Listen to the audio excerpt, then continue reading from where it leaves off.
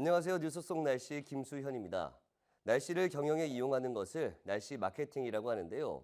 세계의 기업들이 날씨를 이용한 날씨 경영을 하는 것은 날씨가 마케팅에 많은 영향을 주기 때문이라고 합니다.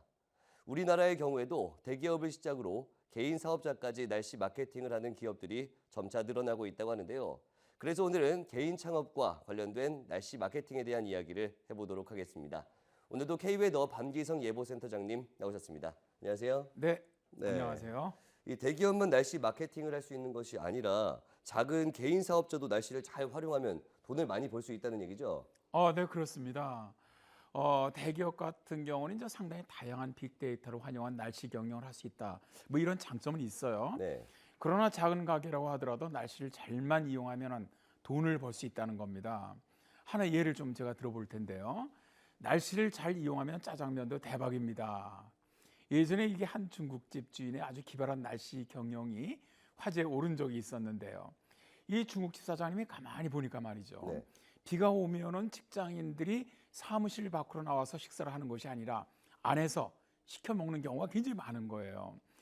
그리고 비가 오는 날에는 저 짜장면 같은 이런 면 종류의 음식을 많이 찾더랍니다. 네.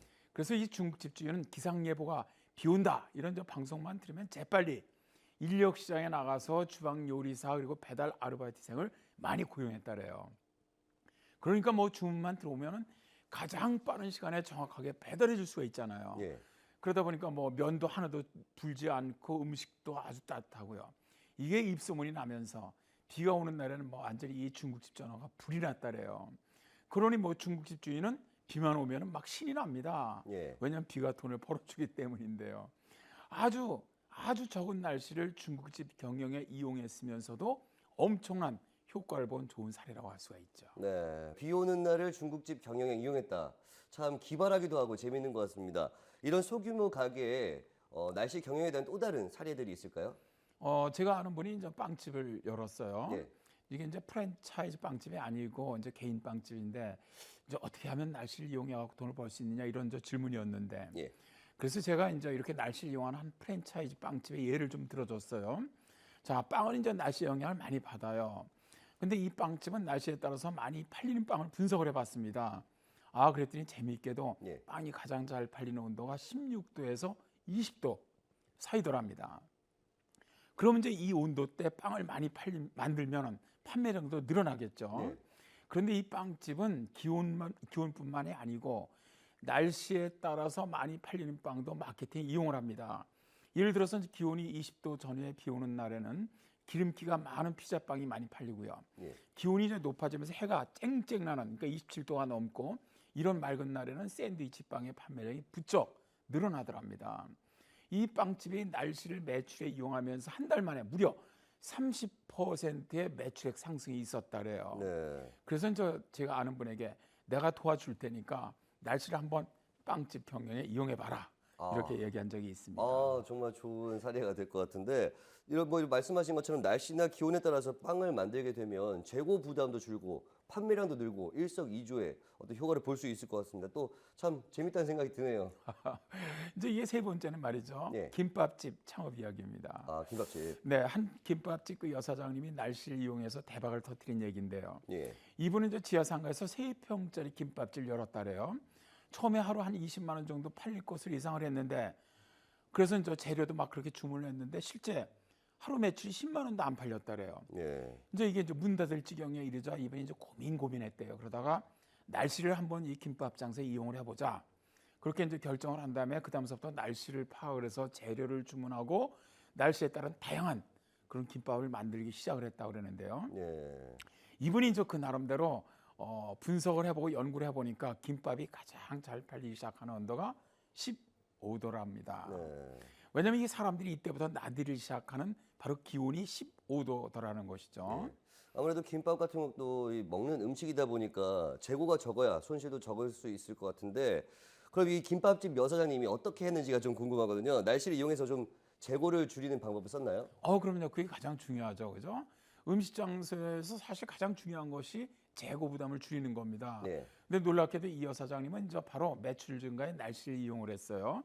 예를 들어서 더운 날에는 김밥 재료로 시금치를 사용하지 않았다래요. 예. 왜냐하면 바로 상하기 때문이라는 건데요. 그 대신에 오이나 부추를 좀 사용을 했고요. 예. 항균 성분의 매실 액기스라든가 과일 식초를 첨가함으로써 상하는 것도 막고 또 식감도 좀 올려줬다래요. 그리고 비가 올 때는 기름기 있는 김밥인 참치김밥, 치즈김밥을 많이 만들었고요. 황사철에는 족발김밥을 갖다가 만들었다랍니다. 예. 그러다 보니까 조그만 김밥집이지만 야, 참 저 집 독특하다. 이런 입소문이 나면서 예. 매출이 대폭 증가하더랍니다. 그리고 이제 아무래도 이제 이 김밥 같은 경우는 사실 테이크아웃이 많아야 매출이 올라가지 않습니까? 근데 이 여사장님은 주말 날씨가 맑을 것으로 예상될 때는 식재료 주문을 평상시보다 70% 이상 늘려서 주문을 하고요. 주말 날씨에 비 온다 이런 소식이 있으면 재료 주문을 평소보다 오히려 50% 이상 줄였다래요. 예. 그러니까 이렇게 이제 날씨 정보를 이용하면서 김밥집 매출액이 3배로 늘어나면서 지금은 2호점까지 냈다고 합니다. 네. 근데 여기서 하나 제가 김수현 씨께 질문 하나 좀 드릴게요. 예. 이 집에서 이제 무더운 이 여름에 네. 아주 특별 메뉴로 만드는 김밥이 있거든요. 혹시 뭔지? 여름에요. 네네. 아까 보니까 뭐 황사 오면은 족발 넣고 뭐 하셨던 거 봤을 때는 좀 더우니까 시원한 뭐 아이스크림 뭐 이런 거 넣지 않았을까요? 참 아주 기발한 아이디어. 그분은 기발하신 분이니까 그 정도는 생각하실 것 같은데. 좋을 거는 같은데 네. 사실 이분은 그건 아니고요. 아니에요. 이분은 오히려 이렇게 뜨거운 더운 여름엔 이열치열이다. 그래갖고 땡초김밥을 만들었다래요. 땡초김밥. 땡초김밥이 뭐냐면 바로 이 청양고추를 다져갖고 무진장 몇 개 만들어요. 예. 그 땡초김밥을 한번 먹는 사람은 다 눈물을 줄줄 흘리거든요. 근데 이게 뭐 의외로 엄청 많이 팔리는 거예요. 한여름쯤 뭐 들어오는 손님들마다 땡초김밥 달라는 거거든요. 예. 참 그렇군요. 재미있고요. 예. 근데 이 여사장님이 날씨를 파악할 때 바로 이 YTN 날씨 뉴스를 가장 많이 참고했다고 합니다. 그렇죠. 사실 뭐 날씨하면 YTN 웨더가 아무래도 날씨의 정석이다 이렇게 말씀을 드릴 수 있죠. 날씨를 활용한 마케팅 사례들 좀 이야기를 해보고 있는데 참 흥미롭습니다. 또 다른 사례들 어떤 게 있을까요? 부산에서 이제 미용실을 연던 여자 사장님 이야기인데요. 이분이 이제 이 헤어 서비스의 날씨를 이용하게 된 것은 일본에서였다래요. 일본 오사카 지역의 여성은 헤어스타일이 굉장히 화려한데 예. 도쿄 지역의 여성들 보니까 머리가 굉장히 단정한 헤어스타일을 선호하더라는 거예요. 야, 이 차이가 뭘까? 가만히 보니까 이 도쿄 오사카는 일본의 그 본주 안에 있는 도시인데 홋카이도라든가 어떤 규슈처럼 독특한 문화 차이가 있지도 않아요. 근데 왜 이렇게 머리 차이가 나냐? 바로 두 지역의 날씨 차이 때문이라는 거죠. 오사카는 내륙 지역이고 도쿄는 해안 지역입니다. 근데 해안 지역은 습도가 높고 공기의 염분 성분도 많고 바람도 강하거든요. 그래서 이 미용실 사장님이 이제 부산에서 처음 이 칼로 머리를 이게 굉장히 얇게 치는 레저컷이 있어요. 네. 레저컷을 해보니까 부산에서 보니까 모발 손상이 굉장히 많더래요. 이게 왜냐하면 공기 중에 습도도 높고 공기 중에 또 염분도 굉장히 많기 때문이죠. 근데 또 서울에서 레저컷을 해보니까 헤어스타일도 굉장히 폼이 나고 또 소비자도 굉장히 좋아하더랍니다. 그래서 그 이후부터는 뭐 펌어한다든가 컷을 할 때 이 여사장님이 그 지역의 날씨 또 기후를 이용한 헤어 서비스를 갖다 하면서 네. 이게 완전히 뭐 주부들의 입소문이 난 거예요. 그러면서 그야말로 뭐 대박을 치면서 지금은 거의 대여섯 개의 그 대리점까지 낸 정도라고 합니다. 네. 참 대단하네요. 오늘 말씀 고맙습니다. 네, 감사합니다.